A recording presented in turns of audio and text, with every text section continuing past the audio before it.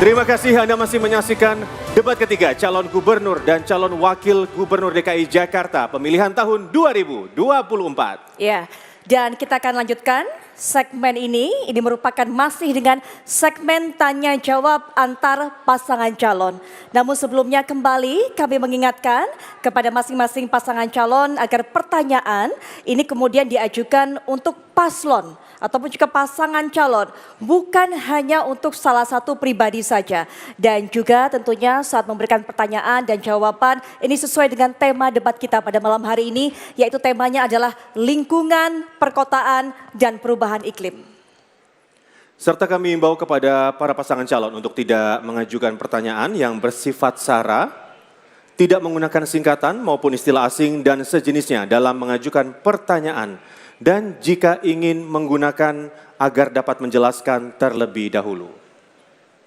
Ya, dan sebelum saya lanjutkan, saya juga kembali lagi mengingatkan kepada para pendukung. Mari para pendukung kita tunjukkan dukungan kepada masing-masing pasangan calon yang Bapak Ibu dukung dengan tenang pada saat pasangan calon memberikan pertanyaan dan juga jawaban agar paslon yang Bapak Ibu dukung terdengar dengan jelas pernyataannya.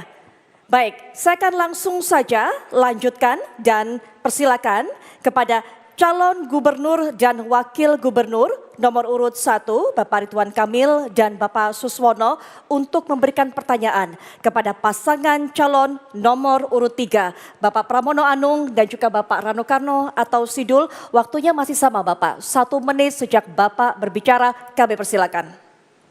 Ya,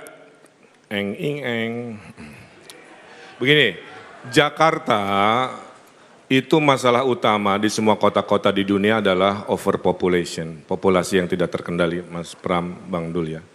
Sehingga dalam 5, 10, 15 tahun ke depan, proses pemadatan kota itu kan menjadi penting.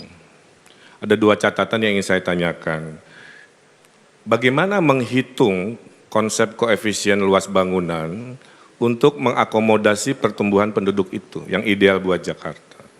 Angka berapa, ngitungnya seperti apa. Yang kedua, fraksi PDIP, Mas Pram, di tahun 2022 pernah menolak ide Pak Anies untuk membuat rumah jadi 4 lantai. Dengan alasan katanya bikin beban Jakarta, dengan alasan katanya persiapan Pilpres. Jadi ideologinya itu kemana sebenarnya dalam merespon masalah ini? Makasih. Baik. Waktu sudah habis, diberikan pertanyaan, langsung saja diberikan jawaban oleh pasangan calon nomor urut 3, Bapak Pramono Anung dan juga Bapak Rano Karno atau Sidul. Waktunya 2 menit mulai dari Bapak berbicara, kami persilakan. Pak Ridwan Kamil yang saya hormati dan Pak Suswono yang saya hormati. Yang pertama, kalau saya dan Bang Dul menjadi gubernur dan wakil gubernur, maka kami akan menggunakan lahan-lahan yang dimiliki oleh pemerintah Jakarta dan juga BUMD untuk menjadi tempat hunian bagi warga Jakarta. Kami akan mengembangkan kantor-kantor kecamatan, kantor kelurahan, kantor desa, sekolah-sekolah yang ada untuk dibuat hunian ke atas, menjadi make use. Sehingga dengan demikian apa yang akan kami lakukan? Misalnya sebagai contoh konkret, di Jakarta Selatan, di Blok S ada sekolah dengan luas 1,1 hektar. Muridnya hanya 120. Rata-rata mereka jam 3, jam 4 sudah nggak ada kegiatan. Nah yang seperti itu akan saya gunakan untuk membuat yang pertama, lantai 1, 2, 3, 4, 5 ke bawah menjadi valet parking. 1, 2, 3 menjadi sekolah. Kita perbaiki dengan fasilitas yang lebih lengkap. Ada lapangan olahraga dan sebagainya dan sebagainya. 4, 5 co-working space dan berikutnya yang ke atas adalah untuk hunian. Karena daerah sana adalah daerah premium, tentunya yang menghuni adalah middle class up. Bagaimana dengan yang lainnya? Hampir semua tempat yang dimiliki oleh BUMD maupun pemerintah kita bisa gunakan untuk itu. Tadi pertanyaan yang kedua dengan Mas Anies, memang nggak apa-apa ada perbedaan. Tetapi saya kemarin sudah berdiskusi secara langsung dengan Mas Anies. Gagasan ide Mas Anies akan saya lanjutkan, walaupun fraksi saya berbeda untuk itu. Bagi saya nggak apa-apa. Inilah yang akan kita bangun untuk Jakarta. Apa yang baik kami lanjutkan, baik dari Mas Anies, baik dari Pak Ahok, Bang Foke, dan Pak Sutioso. Saya berkomitmen untuk membangun itu. Terima kasih. Baik, waktunya sudah habis untuk memberikan jawaban. Terima kasih, mohon tenang terlebih dahulu. Mari kita hargai dan juga kita hormati masing-masing pasangan calon dalam menyampaikan jawaban dan juga tanggapan. Berikutnya, jawaban dari paslon nomor urut 3. Silakan diberikan tanggapan paslon nomor urut 1. Waktunya 1 menit Bapak, sejak Bapak berbicara kami persilakan. Ya, terima kasih. Menurut saya membantah argumentasinya, Mas. Udah dihitung nggak akan cukup, Mas. Semua lahan pemerintah, lahan BUMD udah dihitung-hitung akan cukup. Harus kombinasi antara seperti yang tadi disampaikan, dengan lahan di atas pasar, TOD dan lain-lain, dengan densifikasi, rumah existing dibolehkan, di Tebet di mana yang hanya 2 lantai, di Tanah Abang yang hanya 2 lantai bisa 4, 5 dan seterusnya. Sehingga orang yang tinggal bisa lebih banyak. Karyawan yang kerja di Sudirman Tamrin bisa ngekos di rumah lantai 3-4-nya, pemiliknya di lantai 1-2. Itulah yang disebut densifikasi. Supaya tidak terjadi lagi penggusuran-penggusuran. Gubernur yang paling banyak menggusur datang dari partainya Mas Pram. Pak Ahok itu menggusur 113 kasus penggusuran, CNN April 2016, dan menurut JJ Rizal, gubernur paling brutal penggusurannya adalah Pak Ahok dari partainya Mas Pram dan Bang Dul. Terima kasih. Baik, waktu sudah habis. Mohon tenang. Baik, kami pahami semangatnya tapi mohon kita hargai masing-masing pasangan calon, Bapak Ibu. Baik, dan berikutnya tanggapan ini silakan diberikan respon oleh pasangan calon nomor urut 3, Bapak Pramono Anung dan juga Bapak Rano Karno atau Sidul. Waktunya kembali Bapak, hanya 1 menit saja, silakan dimanfaatkan dengan baik. Dimulai sejak Bapak, mohon maaf kami tidak akan memulai jika tidak tenang. Para pendukung. Kita bisa mengeluarkan dari ruangan sekali lagi.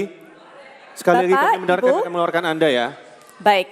Bapak Ibu, mari kita tunjukkan Bapak Ibu merupakan pendukung yang baik dengan memberikan kesempatan kepada pasangan calon. Setuju ya? Baik. Oke, baik. Silakan Bapak, waktunya 1 menit sejak Bapak berbicara. Kami persilakan. Malam ini saya didampingi oleh Ahoker dan Ana Abbas. Sehingga dengan demikian saya akan menggabungkan, bagi saya tidak mau menjawab itu, tetapi saya berkomitmen di dalam membangun Jakarta, saya lebih memanusiakan orang-orang yang memang perlu mendapatkan pertolongan. Sehingga dengan demikian catat apa yang menjadi omongan saya. Kalau saya menjadi gubernur, saya tidak melakukan penggusuran, yang saya lakukan adalah pemberdayaan. Dan itu yang dibutuhkan oleh warga Jakarta. Maka saya fight untuk maju ini setelah melihat persoalan di bawah. Kartu Jakarta Pintar, kartu Jakarta Sehat. Orang banyak sekali, kartu lansia yang harusnya mendapatkan, tidak mendapatkan. Dan itulah yang membuat semangat saya untuk hadir dan tampil menjadi orang yang menyelesaikan persoalan yang ada di bawah, persoalan rakyat Jakarta. Termasuk BUMD pasar tadi, itu kan milik BUMD. Sehingga demikian pasti akan kami bangun juga. Terima kasih. Baik, Bapak mohon maaf, waktu sudah habis. Dan Bapak Ibu hadirin sekalian, kita baru saja menyaksikan paslon nomor urut 1 dan 3 saling tanya jawab dan juga memberikan tanggapan. Sekarang kami berikan kesempatan kepada masing-masing pendukung untuk memberikan aplaus dan juga apresiasi.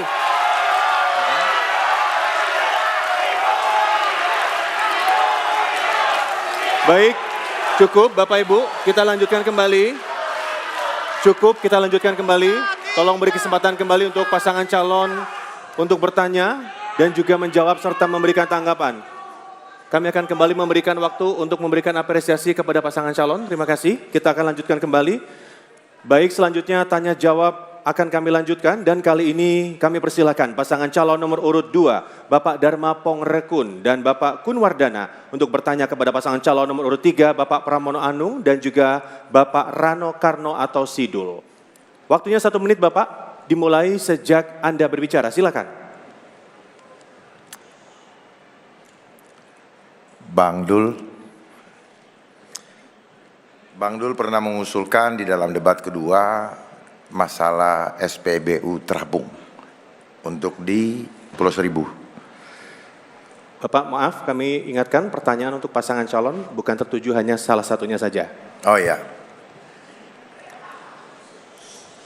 Saya lanjutkan ya. Transaksi penjualan BBM ilegal di tengah laut sudah bukan rahasia umum lagi. Itu sebabnya SPBU terapung perlu kita berhati-hati dalam mengambil kebijakan. Bagaimana mengatur dan mengawasi SPBU di perairan sehingga transaksi-transaksi ilegal bisa dihindari. Di Banten saja, di darat mafia BBM masih marak, belum bisa habis, apalagi di laut. Mohon tanggapannya. Terima kasih. Baik, waktunya habis. Terima kasih. Untuk itu kami persilahkan pasangan calon nomor urut 3, Bapak Pramono Anung dan Bapak Rano Karno atau Sidul untuk menjawab. Waktunya 2 menit dimulai sejak Bapak berbicara. Kami persilahkan Bapak. Terima kasih. Mudah-mudahan Mas Dharma masih punya waktu untuk berkunjung ke Pulau Seribu. Kami berdua sudah ke sana. Mas belum. Jadi kebutuhan masyarakat di sana memang sangat butuh sekali tentang SPBU terapung ini. Sebetulnya dulu pernah ada, Mas. Pernah ada. Cuman memang karena ada pandemi, ada situasi, SPBU terapung itu terpaksa ditutup. Nah inilah yang membuat transportasi laut antar pulau di Pulau Seribu itu menjadi tersendat. Kita melihat beberapa kali kecelakaan kapal yang membawa logistik karena kapasitas nggak muat dipaksakan. Itulah salah satu bukti. Artinya insya Allah Pemda DKI akan menambah armada angkutan untuk ke wilayah sana dan tentu SPBU itu menjadi janji kami. Jadi kalau kami berdua menjadi gubernur dan menjadi wakil gubernur Kepulauan Seribu akan memiliki SPBU terapung. Terima kasih. Masih ada waktu, masih tersisa banyak. Ada yang ingin ditambahkan Bapak? Tentu dengan pengawasan yang ketat. Kami tahu tentang bagaimana smuggling atau penyelundupan atau ya istilahnya kebocoran tentang SPBU ini. Itu tentu kita akan libatkan pihak-pihak yang berkepentingan seperti kepolisian dan Airut. Terima kasih, itu aja. Baik, terima kasih. Dan selanjutnya kami persilakan kembali kepada pasangan calon nomor urut 2 Bapak Dharma Pongrekun dan Bapak Kunwardana untuk menanggapi jawaban pasangan calon nomor urut 3. Waktunya 1 menit dan dimulai sejak Anda berbicara. Silakan. Kalau di darat saja masih sulit teratasi, apalagi adanya mafia-mafia BBM. Di laut itu banyak yang kencing, Pak. Ya, saya mantan penyidik, saya tahu persis mafia tersebut, ya mafia-mafia tersebut. Nah, sebenarnya ada cara yang lebih arif, yaitu apa? Memanfaatkan rumput laut untuk menjadi biodiesel, sehingga masyarakat di sana bisa menikmati hasilnya. Karena ini lebih hemat 5 kali dari BPM biasa dan bisa dikerjakan secara padat karya.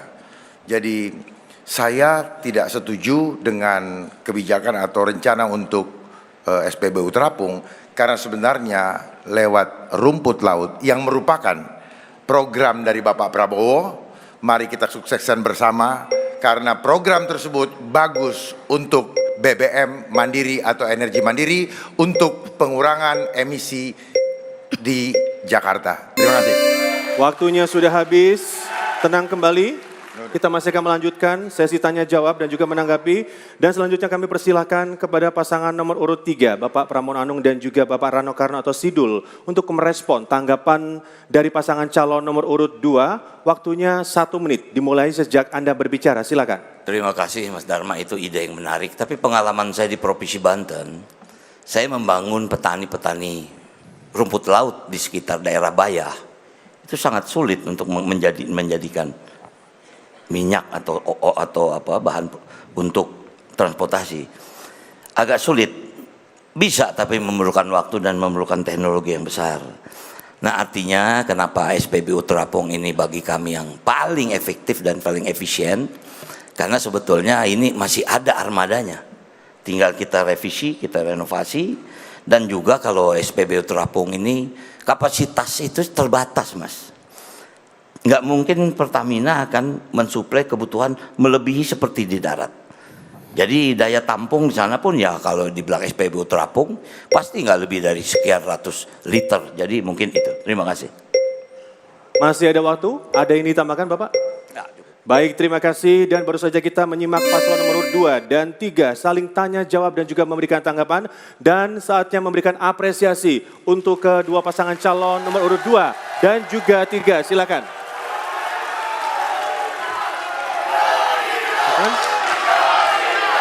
Baik, sudah cukup.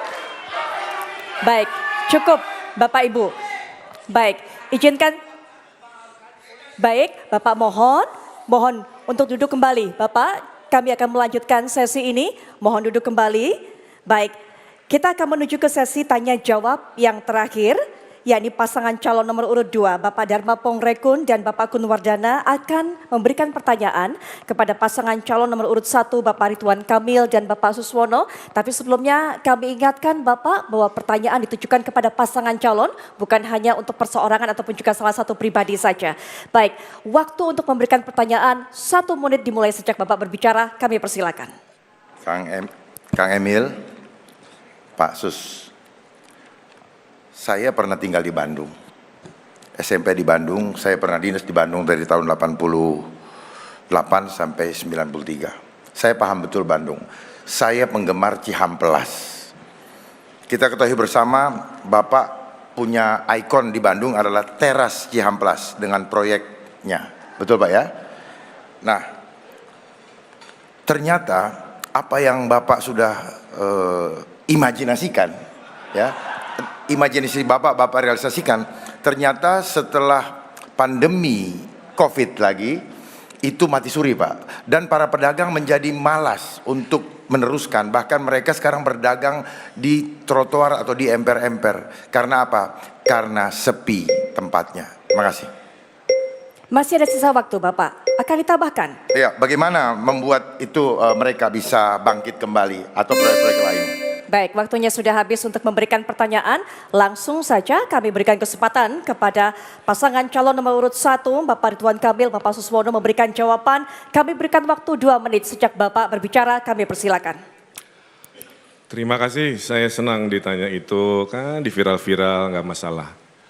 Cihamplas itu dulu PKL-nya merangsek ke jalanan aspal. Ya. Pilihannya digusur atau dimuliakan. Saya memilih memuliakan PKL. Saya beri anggaran membangun di atas supaya berdekatan dengan toko. Masalah COVID kita bisa beda pendapat, tapi mempengaruhi ekonomi. Ekonomi turun minus 2%, minus 5%, Bali minus 10%. Pak Dharma punya rumah, terus Pak Dharma pindah oleh pemilik baru, rumahnya nggak diurus. Terus orang-orang bilang, oh ini salah Pak Dharma, rumahnya jadi hancur. Kan nggak begitu. Karena pengganti saya tidak melanjutkan, tidak mempromosikan, sehingga terjadilah apa yang tadi disebutkan. Beda halnya kalau kami membangun, terus gagalnya kami masih saat memimpin. Nah itu kan bisa didebatkan. Tapi kalau mempertanyakan masa lalu padahal ada pengganti yang seharusnya melanjutkan, memelihara, memuliakan PKL, ya itulah kira-kira jawabannya.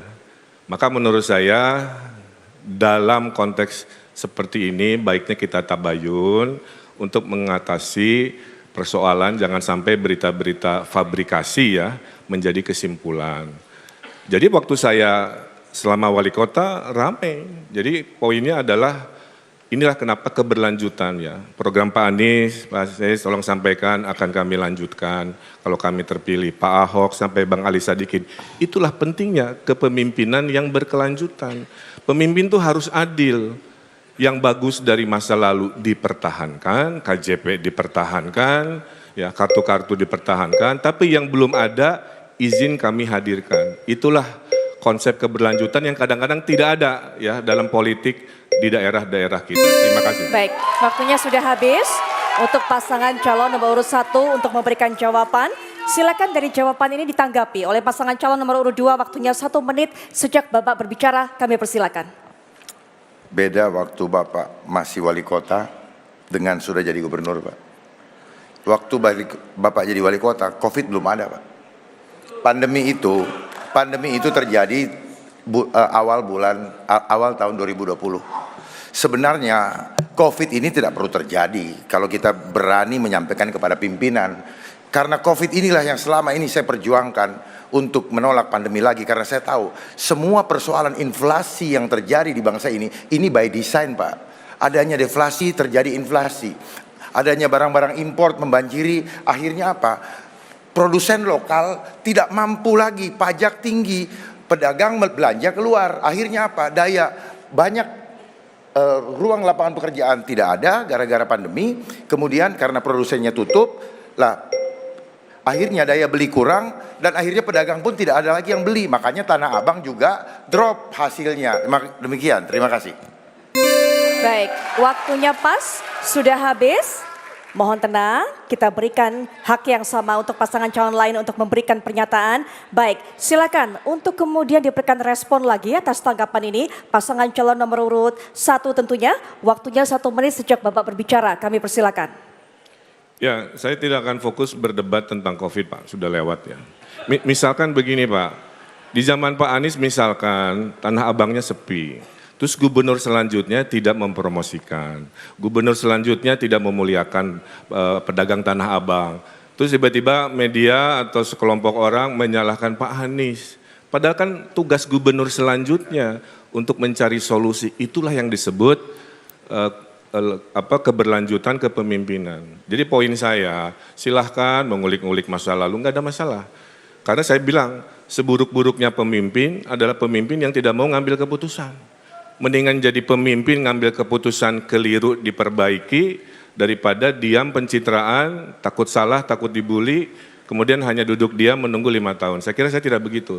Mendingan ambil risiko, kadang gagal, kadang berhasil, tapi itu sudah sumpahnya mencari solusi untuk masyarakatnya. Terima kasih. Baik, waktunya sudah habis. Mohon tenang kepada para pendukung. Tentunya kita ucapkan terima kasih untuk seluruh calon gubernur dan juga calon wakil gubernur DKI Jakarta 2024 yang telah melalui sesi ini saling memberikan tanya jawab dan juga tanggapan. Dan boleh berikan apresiasi tentunya untuk masing-masing pasangan calon yang telah melangsungkan sesi tanya jawab. Baik hadirin dan pemirsa, kita akan jeda kembali dan di segmen berikutnya kita akan kembali dengan segmen pernyataan penutup dari ketiga pasangan calon gubernur dan juga calon wakil gubernur. Untuk itu tetaplah di debat ketiga calon gubernur dan calon wakil gubernur DKI Jakarta pemilihan tahun 2024.